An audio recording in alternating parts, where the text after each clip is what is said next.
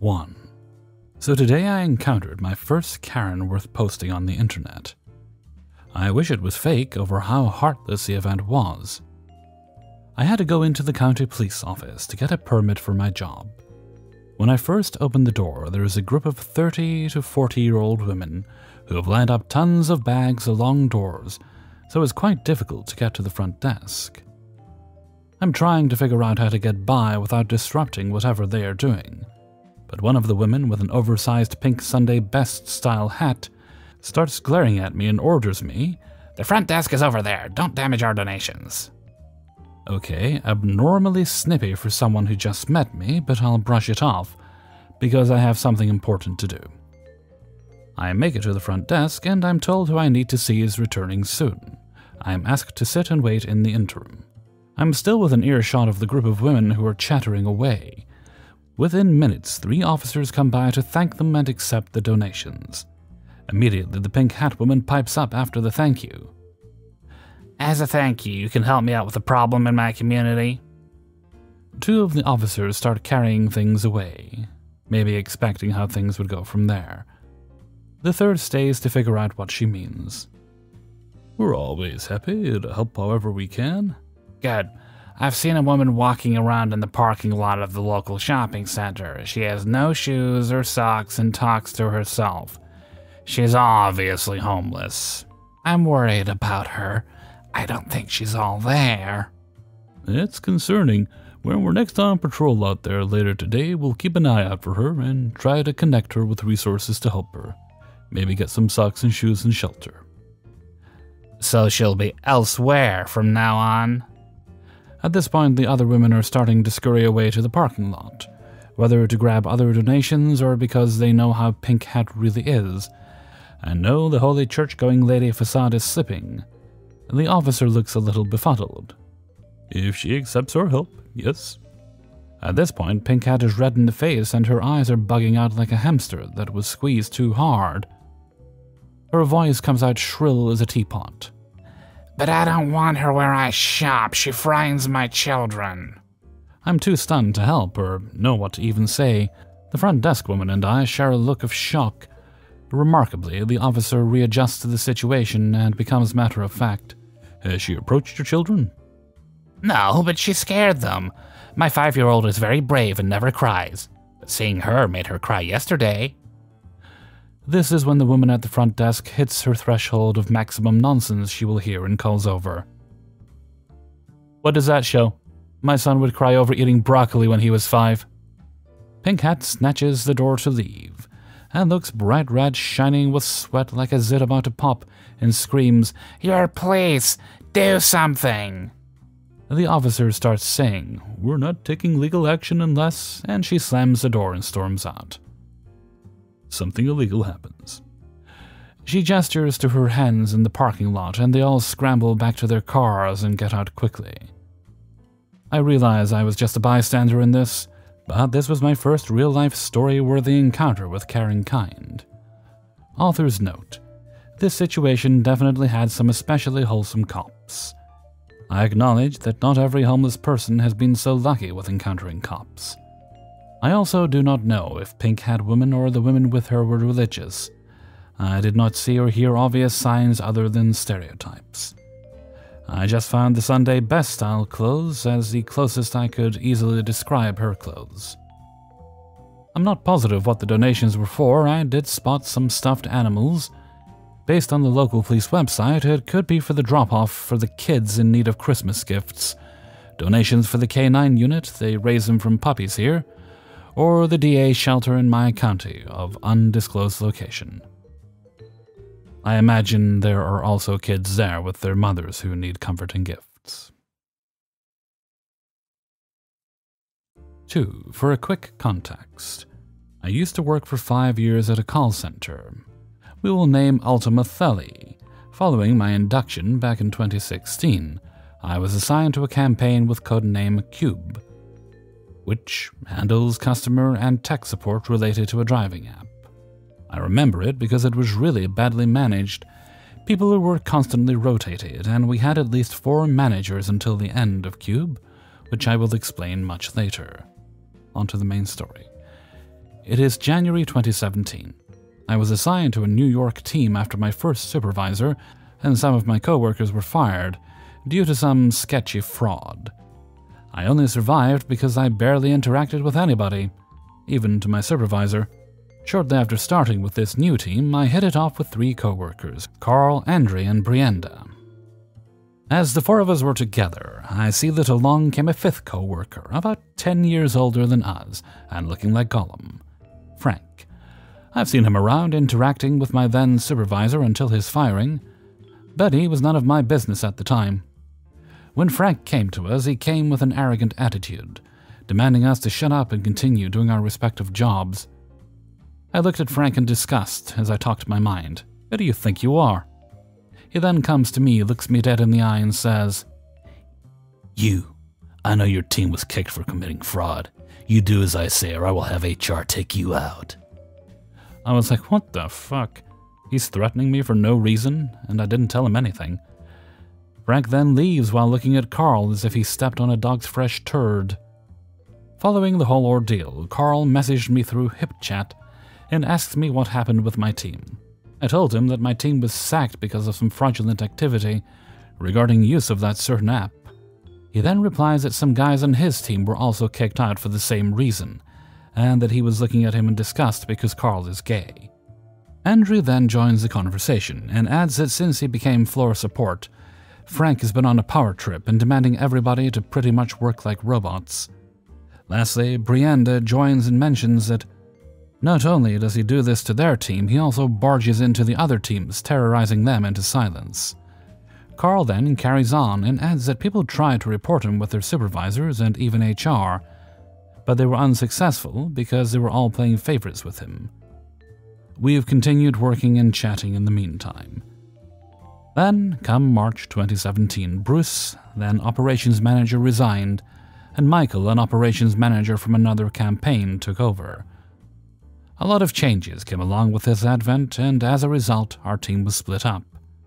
I was assigned to another team, and Frank was changed to morning shift. Ergo, I wouldn't have to put up with his attitude for the time being. Fast forward to early 2018, new changes came within the campaign, and you know what it means: team changes, staff and shift rotation, and the arrival of a new manager, Denise. By this time, both Brienda and Andre were no longer employees at Ultima Thule. I was teamed up with Carl again, and newcomers Victoria, Astrid, and Gunther were assigned to our crew. But terror also came back with the return of Frank to our shift. It turns out that the new manager got word that Frank has already been doing his thing with the morning shift, and she was not having it. Because of this, on orders from Denise, Frank was demoted to CS agent, returned to the afternoon shift, and was assigned to our team as the only one available for him. Even in his new role, Frank was still behaving like the entitled asshole I first met back in 2017, but this time he has become more vindictive and apathetic. Anyhow, he got along with Gunther, and their reign of terror continued, at least in our team. Victoria was the only one of us who was on civil terms with Frank at the time, while Astrid worked with him since they were together in the morning shift. During this period, things took a turn for the worse when Victoria was appointed as a new member of floor support. Every time Victoria was trying to do her job, Frank would continue to upstage her, using his long-time knowledge as his excuse. Actually, he would do the same with all the other team leaders. One of these days, I was in a bad mood following a dispute with my supervisor over an unpaid day of work. The final straw came when I returned from lunch and witnessed how Frank called Victoria a useless peasant. This is when I snapped and yelled at him to shut the fuck up at all the times he made this workplace hell. And if it weren't for him having all the staff eating out of the palm of his hand, I would have personally put you out of your misery. My supervisor saw this, broke the dispute, and Victoria, Frank, and me were called to HR to testify on what happened. Expecting the worst as Frank was still friends with the HR staff, I was eventually called and Denise was there, along with the HR representative who took this case. After having Frank and Victoria give their version of the incident, and Frank trying to convince them to fire me, I gave my version of what happened. Denise also brought some video evidence that Frank was the jerk here. Both Denise and the HR representative eventually let me go with only a verbal warning on foul language, while Victoria demoted herself to CS agent because of the trauma she suffered. Frank was eventually suspended for a week and sent to the graveyard shift, to which Gunter followed suit. The rest of the period was peaceful for the most part. Fast forward to March 2020. Me, Carl, and Astrid were still in the fold, but Victoria eventually quit.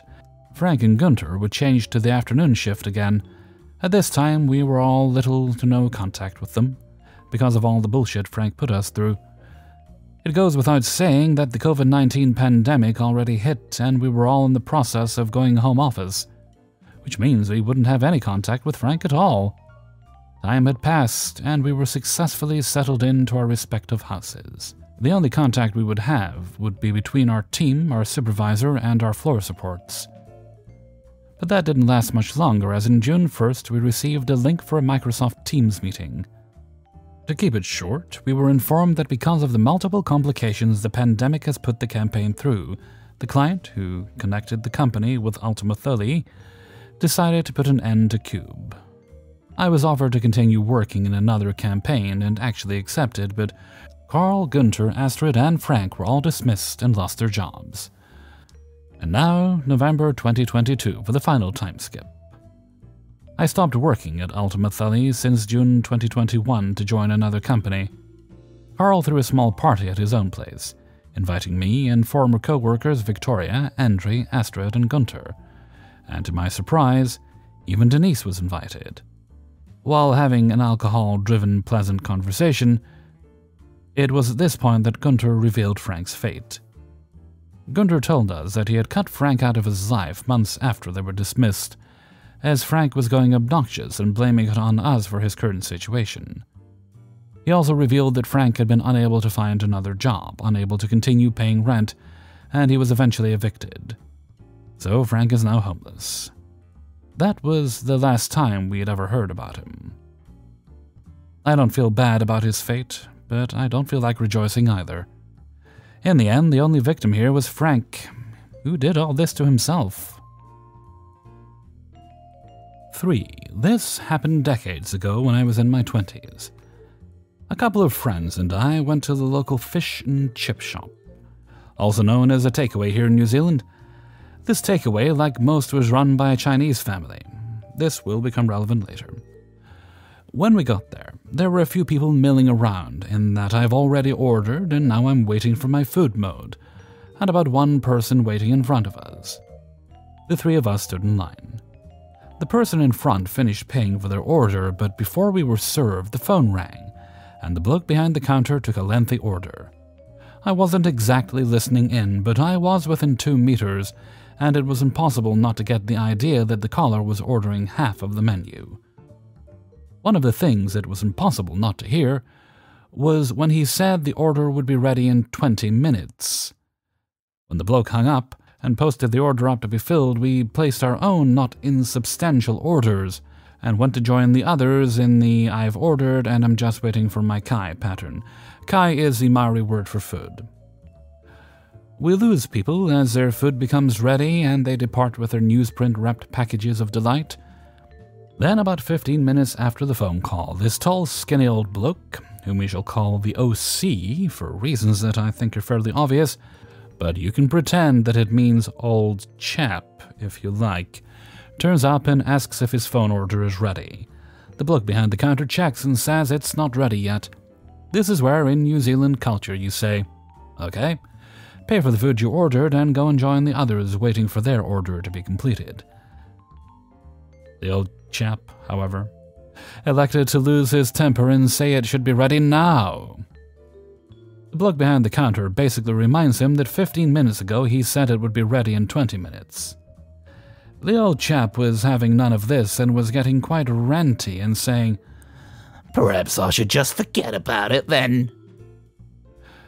At your typical Kiwi takeaway fish and chip shop, the deep fry vats, burger prep area, and gas hobs with the works are all clearly visible from the ordering and waiting area, and you can see the staff cooking your food. So I could see the looks of absolute horror on the faces of the staff working behind the counter, as they got a metric fuck ton of the old chap's food in the process of being cooked back there. and he hasn't actually paid for any of this yet. The bloke behind the counter says, "No, your food's nearly ready." It's ready? Everything's cooked except the burgers, and we're doing the burgers now. So it's not ready, is it? And then launches into a tirade about how the food should be ready by now, as if he had ordered only a couple of things and he were the only customer in the store. Two things about me at this point. One, I love languages and learn phrases from them with my friends whenever possible. Of course, quite often these phrases include the ones you don't use in mixed company, unless you're a New Zealander or an Australian, of course. Or British. One of the languages in which I knew a few words, including not for mixed company words, was Cantonese. Told you the fact the shop was run by Chinese people would become relevant. Two, I did not like entitled chaps mistreating serving staff. From my view, the old chap has phoned up and ordered a literal fortune's worth of food and been told 20 minutes, and he's now threatening to walk out without paying for the food because it's not ready in 15. This is just not done. So I cut him off mid-rant by loudly and angrily yelling a Cantonese phrase that pretty much translates to motherfucker, possibly horsefucker, if I got the inflection of one of the words wrong. I was glaring daggers at his back, but I could see all the staff behind him abruptly look up in shock at my outburst, and then realizing who had shouted and at whom, they all grinned. My loud interjection did stop the old chap mid-rant, but he didn't look around. I'm pretty sure he knew exactly who was being yelled at. I doubt he understood Cantonese, but he probably could recognize angry in any language.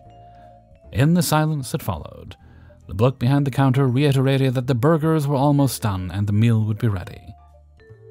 I had already decided that if the old chap walked out of that shop without paying, I'd be following him down the street and confronting him about it, letting him know in no uncertain terms that you don't do that sort of thing. Fortunately, the old chap then decided to pay for his food and wait, like the rest of us. So I didn't need to chase him down the street and discuss his parentage. 4. I work at a grocery store that prioritizes older people with health problems, immune-compromised people, and people with special diets. As Thanksgiving began to roll around, we opened a program for our customers that would allow them to pre-order their Thanksgiving turkey. Because the program sounded a bit confusing on the outside, and a lot of customers don't read the posters to pre-order right in front of their face, we were trained to ask every person checking out if they wanted to pre-order, and explain the program if they said okay. There was a reward for the cashier that got the most people to pre-order, but to be honest, I wasn't too interested in the reward. Like every special event in the store, I ask if they're interested because I'm required to. And if they say no, I say okay and hand them the receipt. Close to Thanksgiving, that pattern became muscle memory. I welcome them to my register, ask if they're a member with us, ask if they want to pre-order their turkey, and hand them their receipt. Obviously, with extra steps of signing them up if they say okay. Because of how many people I see a day, I tend not to remember anyone's face or information, nor do I care to remember something that's not for me to know. So this happened out of the blue, and I was utterly confused at first. Flash to the past, and I'm checking out an older woman who hands me a jug of orange juice.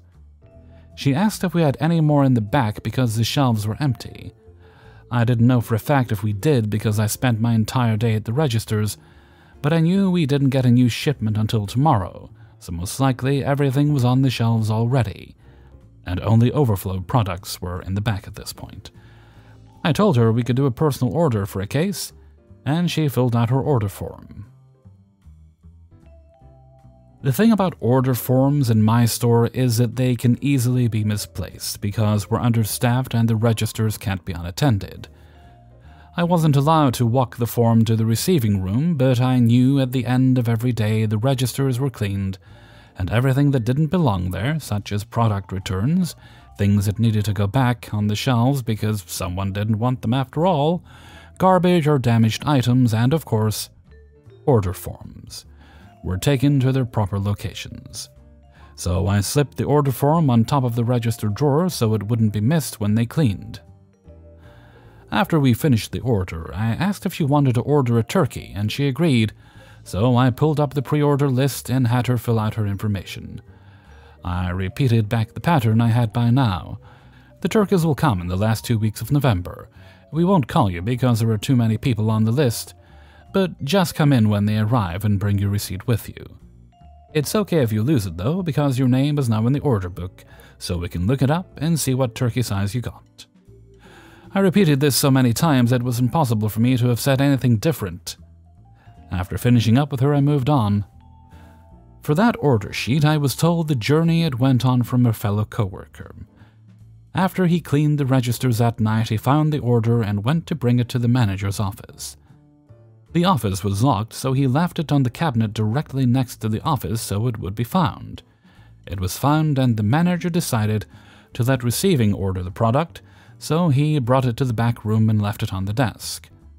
Unfortunately, the receiving manager had taken a day off, and he didn't see the form. By the time anyone was able to order it, the new shipment had already come in with the product anyway.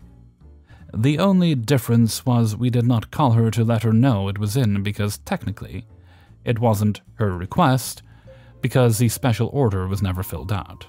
This whole incident began the hell that was a random woman trying to get me fired. The most insane part, though, was it happened in 15 minutes while I was on break, and my coworker had to fill me in when I returned. It was the 12th of November, 2022, and a woman walked into the store. She asked about her order and got a confused look.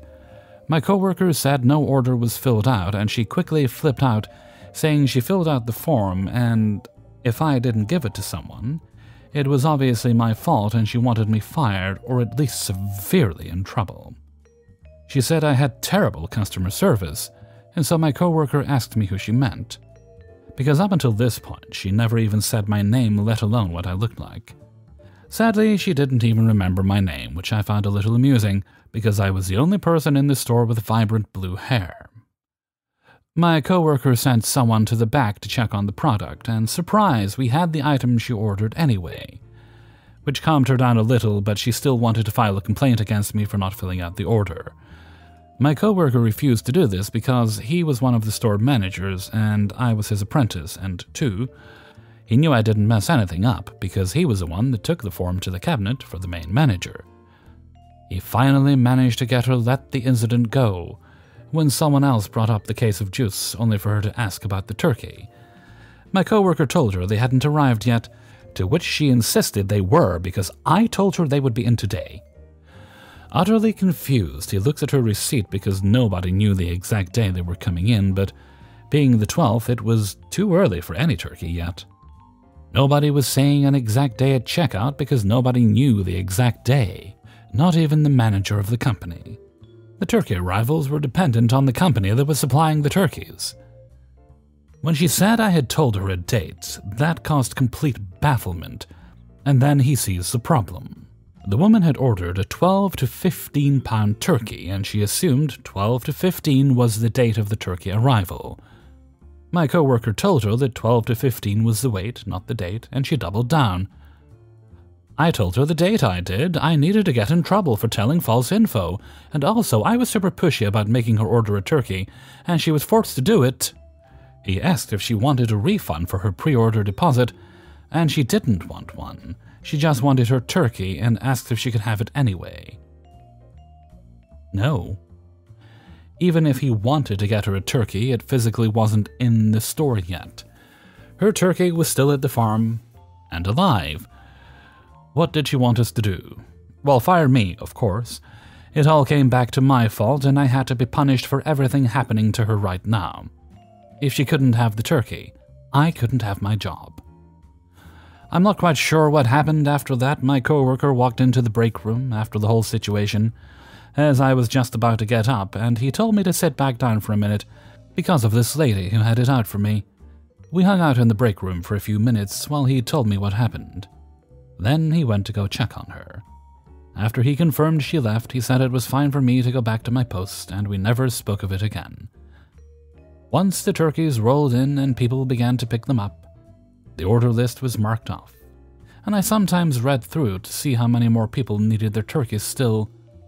Before Thanksgiving Day, everyone had gotten their turkey, so she obviously got her turkey, eventually. Even if I didn't actually know her name, everyone was checked off. And she never raised another complaint. I'm fairly sure she was having a bad day and trying to find someone to blame or something, but still, a ridiculous situation that I was happy to be in the break room for. 5.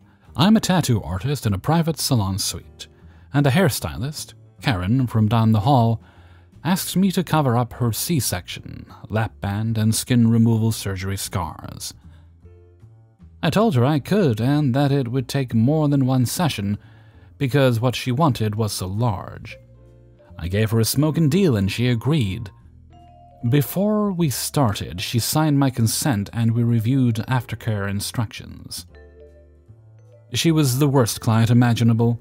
She was late to every appointment, up to 50 minutes. She left during sessions to get snacks from the gas station. And on 2 occasions, she asked me to leave my studio so she could talk on the phone privately. On top of that, she was so sensitive that I could only get about 1 to 1.5 hours of tattooing in at a time. She was so uncooperative and wasted so much time that I ended up seeing her for 6 sessions total. There was one small area that wasn't finished because she was so sensitive there. She always asked me to move on to something else. However, she was so happy with the work that was done that she posted videos of it to TikTok when on vacation in June. Near the end of June, I went on a mission trip with my high school youth group students. And the day after I arrived home, July 3rd, she asked me how soon I could schedule her. I told her I wasn't available again until after school started, August 1st, and that I would reach back out when the time got closer.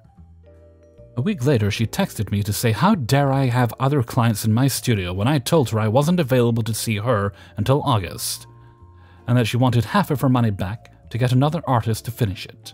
I gave her the reason why I was unavailable, plus those clients had been scheduled prior to going on the mission trip. I told her I wasn't giving her any refund, and I said I was tired of her taking advantage of me. She replied with a lot of senseless garbage, the last of which was, "Everyone who messes with me gets the short end of the stick. And don't worry, you'll see me again. And God sees you." Ugh. 9 days later, before August 1st even came around, she filed a civil claim against me, seeking 9 times what she paid for the tattoo. I filed my response along with the evidence to support it. I appeared in court on Monday, and the judge immediately sent us to mediation before hearing the case. The mediator informed me that she had filed an amendment and was now asking for $2,000 more than the original claim, allegedly for even more pain and suffering. He asked her to present her case so he could help us try to work out a settlement. She rambled on and on, lied throughout, and complained how humiliating it was for her to have to show pictures of her half-naked body to the court. He asked me what my response was, and I stated, "She has filed this claim against me because I didn't schedule another appointment for her as quickly as she wanted me to. I never refused to see her again, and I refused to give her a refund because she signed a contract that says she understands she is not entitled to any refunds whatsoever." And I showed him the signed contract. He excused me from the room, and they talked for about 20 minutes before he grabbed me to talk in another room. He said, "She's willing to accept half of what she's asking for, and if you agree, we will not have to go back to the courtroom." I asked him what the challenges to my defense were, and he mumbled some nonsense that made it evident he just wanted me to cave so he could move on. He didn't allow me any time at all to tell him the details of my side of things. I felt ready to present my defense to the judge. I told the mediator I wasn't settling for anything, and he instructed me to go back to the courtroom. I returned to the courtroom, and the judge asked me if we had worked everything out. I said, "No, sir." He chuckled and said he would help. I waited for about 10 minutes, and the judge sent someone to go retrieve the mediator and claimant so he could start the hearing. A couple of minutes later, the mediator came in alone and shoved a piece of paper in my face and said she has dismissed the claim. He he told me I was free to go. I surmised that she didn't expect me to call her bluff, or she did expect me to cave into settling. I think she backed out because she didn't want to have the photos of her body displayed on all those courtroom TVs. The whole thing was so aggravating, but I was slightly disappointed that I didn't get to present in the courtroom because I wanted to humiliate her. I have never met someone so entitled and self-important. I think she knew about the mediation ahead of time and thought she had a golden opportunity to get something for nothing. Bye, Karen. Let this serve as a warning to other professionals out there. Certain people believe that they own you once they have paid you for something. This Karen was beyond unreasonable. And there were red flags at the beginning that I should have paid attention to. Additionally, make sure you have a solid contract. Before I ever started tattooing, I searched through lots of other tattoo artists' consents until I found one that looked like they had probably been sued at some point. And I modeled mine after theirs. It is frightening to feel like you could be indebted to someone for many thousands of dollars for one slight misstep or one mouthy text. I never said I refused to see her again, which would have been one of the two main points of my defense. Although that's what I was thinking and wanted to say in the moment, I'm glad I restrained myself from arguing with her. That's totally unlike me. This was a valuable lesson to learn about being selective with clients and work and passing on the red flags. You do not owe anyone a service or appointment just because they ask for it. I have not crossed paths with her or see her in the building again after July. Luckily, there were no uncomfortable encounters. Our schedules didn't seem to overlap much. Plus, I was trying to avoid her and think she was trying to avoid me too. And I moved out of that suite at the end of October for unrelated reasons. Hey everybody, Hellfreezer here, and thank you very much for listening to Idiots in the Wild, episode 90. And thank you very much to everybody who allowed me to use their stories in this video. Before you go, please do bang the like button with a hammer or something. Your finger would also work if a hammer is not easily available, and share the video around with all the people and the whatnots. Right, let's see. Goodness, right. Christmas is the week after next. How dare it, I say. How dare Christmas be so soon? Anyway.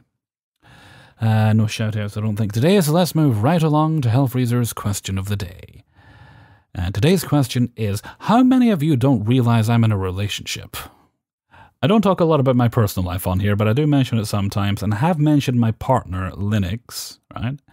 And, but a lot of people, and I'm talking about people that actually speak to me on a regular basis, hadn't quite clicked. So I'm curious, how many had actually caught the subtle hints I dropped, like this person is my partner?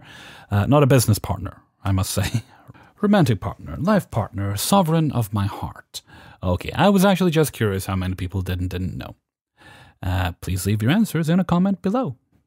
And with that, I'm going to head off for now. So until next time, thank you very much for listening, and take very good care of yourselves.